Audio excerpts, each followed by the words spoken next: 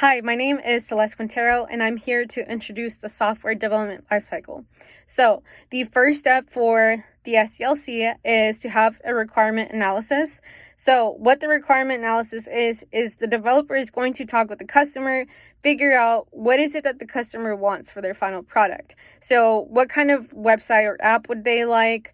What are some media that they would like to add, whether that's, photos, videos, to show consumers what is their product or what is the food that they're selling. Then the developer goes and begins to write their code. So there are several different code types. For example, there's HTML, DLC++, and then Java, among many more. So now I'm going to break down the two different software development lifecycle methods. The first one is not as commonly used. It's not very popular to use, and the only people who typically use this method is government agencies. Now, it's called the Waterfall Method. The reason it's not very popular nowadays to use is because it usually takes a time span from 6 months up to 2 years to create a product, the final product. The reason for this is because with the Waterfall Method, their companies create the entire website, and then they have to go back and test each segment at the end of the final, basically rough draft of the website. Now, the problem is that if there's an error that they need to fix, they fix that error, of course, send it to the developers fix the error, and of course, from there, they go back and have to retest the entire product again. Now, that's where we go into the second method, which is the most popular method, which is called Agile. So Agile basically is the method where our project is broken down into smaller portions, and each time a portion is successfully created, that portion gets tested before they're able to move on to a next portion of the project. Now, that's the reason that it's the most popular to use nowadays, because it's easier to fix errors or mistakes or any bugs. So, talking a little bit more about Agile, there's something called Agile Scrum. All that Agile Scrum means is that the project is broken down into smaller pieces. Now, there's also something called a product backlog, and that's when all the requirements are broken down into smaller releases into something else that's also called sprints. The person who manages the project, of course, is the project manager. They make sure that the teams create the app or the website successfully, and they work alongside with a team. So this team consists of 4 different people. The first person is the analyst.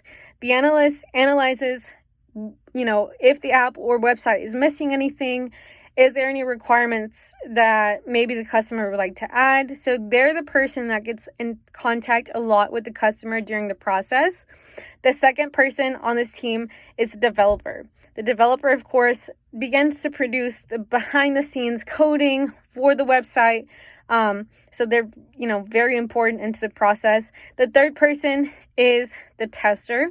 The tester's job is to make sure to test out basically the entire app or website and, get in contact with the developer if they see anything that's wrong to get that fixed and, of course, create a very smooth, good final product. And of course, the last person on this team, which is the fourth person, is the customer. And the customer is also very important. They're the person who's asking for maybe the app or website to being produced. And so we're wanting to make the customer feel satisfied and happy with the final product. Now, the project manager has something called a Burndown chart. So all a Burndown chart means is that they're trying to see time versus the work that's required. The time is usually on the x-axis of the chart, and the product that is being created is on, of course, the y-axis. So the project manager usually just tries to make sure that everything is running smoothly, that their time efficiency with creating the product is not as bad. And of course, there's another person who's typically has almost a similar role, but just has a different set of responsibilities. It's the Scrum Master. The Scrum Master and the Project Manager typically aren't the same person in most companies, but the Scrum Master, They basically just check to make sure that the progress of the Agile method is just going smoothly, that there's nothing that needs to be fixed. And they go into talking more about sprints. So sprints is just the smaller portion of a project that is being produced. And sprints usually take from 1 to the maximum, maybe 30 days to, finalize, test out a product, and just have it running smoothly. And then, of course, at the end of this entire process, we have the retrospective meeting. The retrospective meeting is just a meeting where the entire team meets and we talk about what are some successes that happened in our project, or what are some failures, some things that we might need to fix in the future or just might make better. And so that is the end of our video. Thank you so much for watching. I hope you enjoyed it, and then we'll go into our second segment, so please follow along.